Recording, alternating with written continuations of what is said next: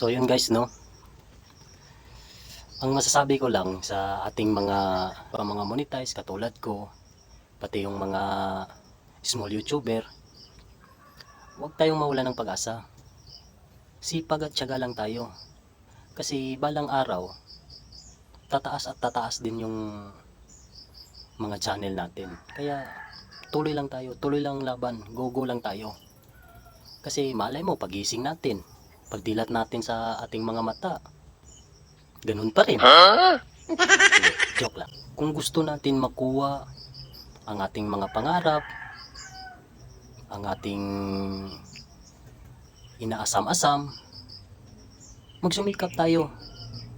Pabayaan natin yung mga nagsasabi sa atin na hindi natin kaya. Hindi. Always positive lang.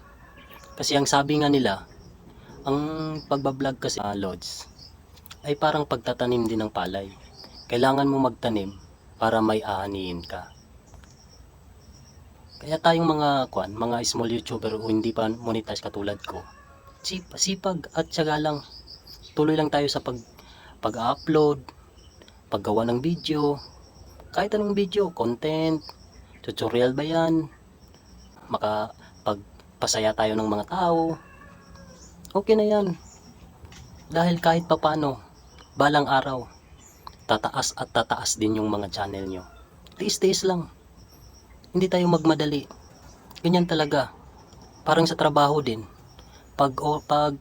Parang sa trabaho, kung mag-apply ka, hindi basta-basta na kukunin ka na o magtrabaho ka na, hindi. O, parang ganyan. Huwag tayo mawala ng pag-asa. Sipag lang tayo, tiyaga lang. Makakaraos din tayo. Hindi natutulog ang nasa itaas. Siya ang makakatulong sa atin. Pero hindi itong taas na sa akin bubungan niya. Yung sa itaas, yung gumawa sa atin. Dahil siya ang makakatulong sa atin.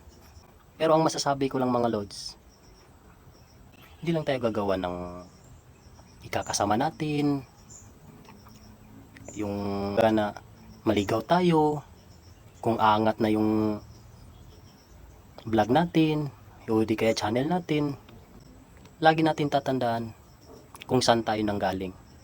Marunong tayong marunong tayo tumingin o lumikod. Marunong tayo lumikod. Marunong tayong tumingin kung saan tayo nanggaling. Yan ang tatandaan natin. Kahit saan man tayo mapunta, kahit saan man tayo makarating, ang isipin lang natin. Ang masasabi ko lang, o yun, thank you. Yun lang.